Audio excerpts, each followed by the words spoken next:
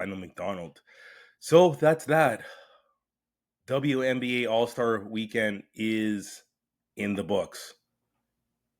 This year it was based in Indiana. If you didn't know, it was a great weekend. Um, Again, I shared in a couple previous episodes. I got lots happening in my personal life, so I didn't get to take in Friday like I normally would, and seeing the skills challenge and the 3-point contest. So I just did not go on social media in anything regarding the WNBA. Personal tragedy. One of my best friend, her mother passed away. So Sarah and family, my condolences. But Heather, you will be missed. So not to you know doom and gloom on this episode that I'm going to once again try to get through, but in this All Star Weekend, paused on everything, and then we just ran the whole thing on Sunday. Thank goodness for the WNBA app that makes that possible. So I watched, the timing just worked out for me personally so well, because I watched the skills from Friday on Saturday and then literally rolled right into the game. So it was like one big event that I took in on Saturday night. But let me tell you what happened if you didn't get a chance to watch it. So skills challenge, several great players that were in it. We'll highlight Alicia Gray.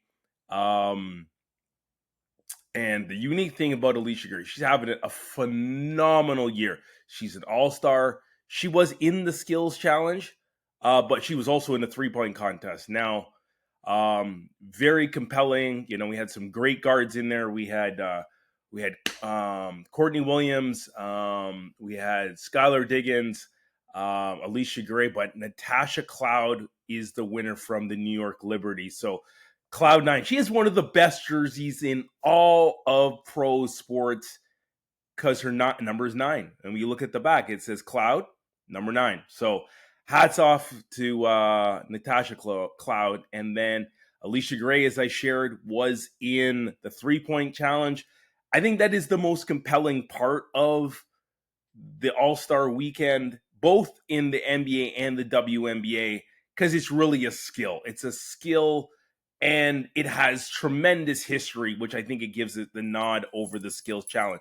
So my girl, Kelsey Plum, Sonia Citron, who's a rookie from Washington, having a great year.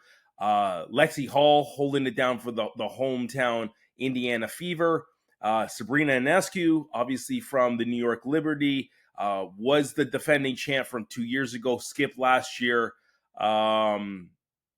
She was against Steph Curry in the NBA 3-point contest and really gave Steph everything he can handle. And then, obviously, I said from the Atlanta Dream, Alicia Gray. So, really good first round. Citron had the least, but 19 points. Hall was 4th. Kelsey Plum got eliminated by the defending champ, Alicia Gray, in the waning moments of the opening round. So it set up the defending champion from 2024, Alicia Gray from the Atlanta Dream, versus the WNBA champion from the New York Liberty, Sabrina Ionescu. So this is the matchup a lot of people want. I personally wanted Kelsey Plum to win the whole thing, but that didn't go that way. So in an epic battle, and literally Sabrina did Sabrina things and grabbed this thing by the neck. She almost she was on track to break her own record as she made the first 11 threes out the gate, including the starry ball. She goes on to get 30. Alicia Gray, under tremendous pressure, did perform well, but came up a little short with 22. So Sabrina is the 3-point starry champion. So let's move on to the game. Game was very interesting. This is when you have the star of stars, so many young players. So that was amazing to see. And then obviously in the background, if you didn't know, we had 2 players, both from as you can see, if you're looking at my hat here on YouTube, because it's available on YouTube, but it also will be available on Spotify and Apple Podcasts. But it was the links that took over, and there was a live stream. Courtney Williams was in the middle of it. There's photos or there's video of they're getting their hair done at the hair salon. Courtney Williams and Kelsey Plum. I don't know if that was Patron or something that the ladies were on, but her and Courtney Williams and Kelsey Plum were sharing a bottle at one point. So pretty fun live stream. I don't even know how they kept it up, because it was Natasha Heineman, and that's kind of she's the backup point guard for Courtney. So it was the point guards from the league leading Minnesota Lynx that kind of took over this live stream, and the live stream went all weekend. So there's more to see what they got into post game and amongst other things. So pretty amazing to see. But obviously, if you didn't know, Caitlin Clark, who is the biggest star in the WNBA, had to miss the game. She couldn't also be in the 3-point contest, which was supposed to happen in her home city. So that was a downer, but she was there full out front. She was one of the coaches on her team that she was a captain. So she was heavily involved in how the game was being played and, all the things. One unique thing that they tried was live substitutions. So players were kind of entering, exiting without having to wait for a whistle. So something different, but it's an all-star game, so that you can kind of pull these things off. So there was a lot of fun moments outside the live stream, and there's definitely some things that ended up in this live stream as well.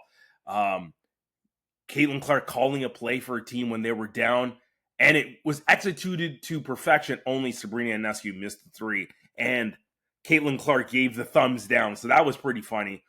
Kelsey Plum, her old teammate, and then when we know there was a lot of drama in her leaving Las Vegas and heading to LA to be the veteran on the Sparks. But there's a part, like literally as soon as she essentially checked in, she has a take foul on her old teammate, Asia Wilson, that literally went for half the court. And they're laughing and joking, and it was great to see, because I think both players are so competitive. I think I had worries. My friends had worries that these guys would just hate each other all the time.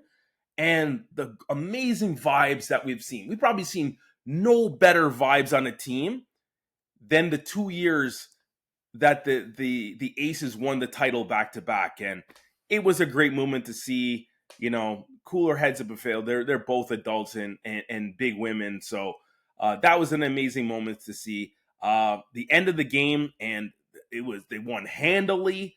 Team Collier was loaded. Plum was on the team.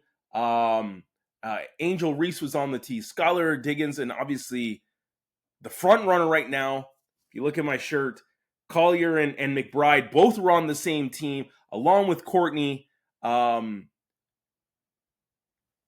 Phee, a.k.a.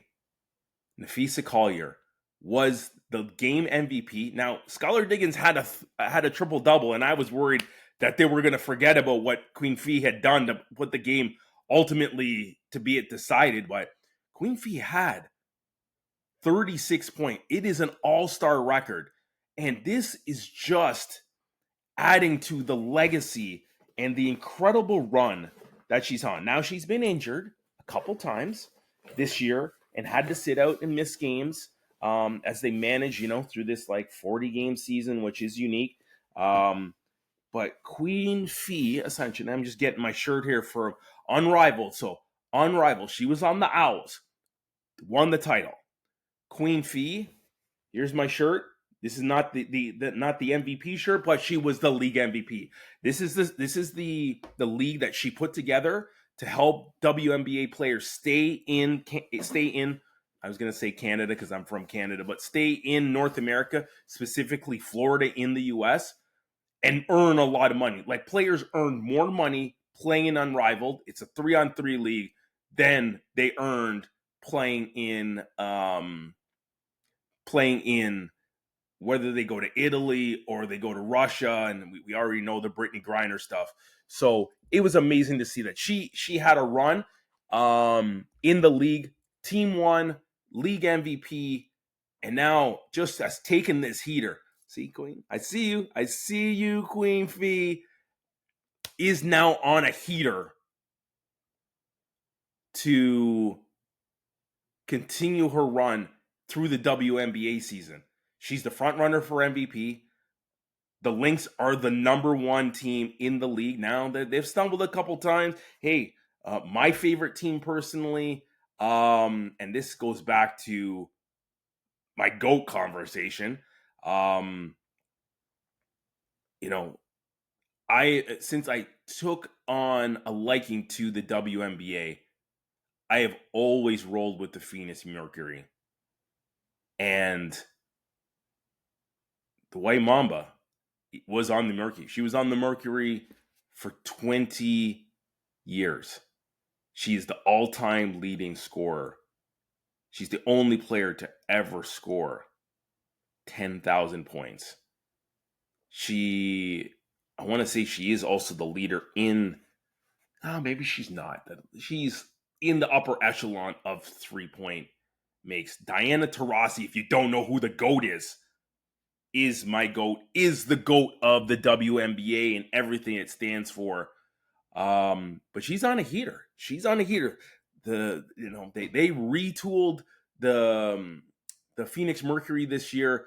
They've gotten several teams. I think they got the Liberty earlier. They definitely have gotten the Indiana Fever. They definitely have literally wiped the floor with Kelsey Plum's team in LA. And no disrespect, Kelsey, because you're still my favorite player in the league. But they are putting in things, and hey, they are like the second or third best team in this league. And I tell you, if the Lynx don't bring it, and Phoenix gets healthy, and they've been playing, Copper's been injured, Elisa Thomas has been injured, and then Satou Sabally was the one leading them through. Satou Sabally didn't even play in the All-Star game. So when everything aligns, they just added Dewana Bonner, which is the fiance of Alicia Thomas. So when they align everything, they get all the bodies back in, they are going to be a tough out for the Lynx. It is going to be something else to have a look at. So we'll have to watch how the back half of the season goes and see how things go. But again, as the game ran up, the game had its finale. Stewie even handed the ball back to after getting a defensive rebound. Stewie was also on Team Collier. So Team Collier, the other team was good. Team Collier was loaded. She did a great job in drafting her team. And it's funny, Skylar Diggins said before the game, like, hey, I didn't win the skills challenge. She told everyone, we better win this game. We are going to win. It matters. No extra money, but they wanted to win. So that was pretty amazing to see. As for the sneakers, a lot of cool things happening. So Stewie wore hers, new Stewie 4s. Sabrina 3 was debuted by Sabrina. I think she's worn at least once or twice the new Sabrina 3, but she debuted the All-Star color, which will be available as we wrap up the month of July. And then Asia Wilson was in full display, All-Star colorway for the Asia one, maybe the best women's basketball shoe that they have of the whole collection. Not Stewie 2, but, and I do like the Stewie 2. The Sabrina 2 is the one that has gotten all the fanfare. I think they've taken a step back. It just doesn't fit the same, it's in my opinion. But the Asia 1 is phenomenal and an amazing ride for a player. It kind of looks like McDonald's colorways. There's like a lot of yellow and orange, but it matched the All-Star jersey. So there was good intention there with that. And there was many other players that had shoes. remember, I said on a couple episodes back, I think you got to go back to episode season 5, like episode like 58, when we talk about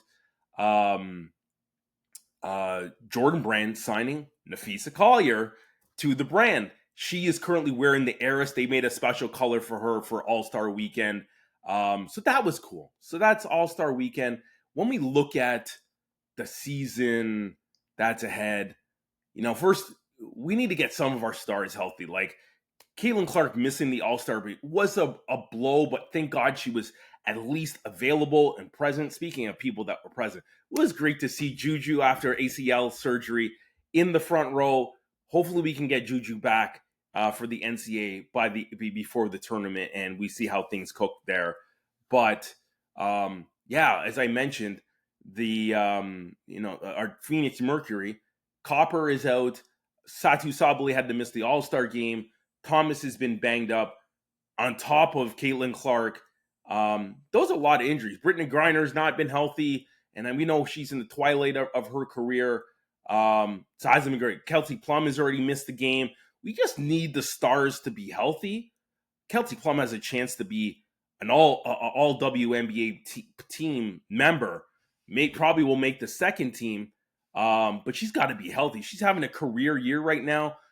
Shooting very well from 3, but they're going to need to hit the afterburners to kind of get going, and they really need Cameron Brink to be back. So she's been out since last year after the ACL tear, so hopefully this can kind of turn things out. When we look at the top of the standings, right now it looks like a collision course of the teams from last year. In the East, we got the New York defending championship Liberty, and in the West, I mentioned it's going to be kind of a dogfight, but we definitely have the Minnesota Lynx, led by the MVP contender, Nafisa Collier. Kayla McBride had some games missed earlier in the year, but they're rounding into form.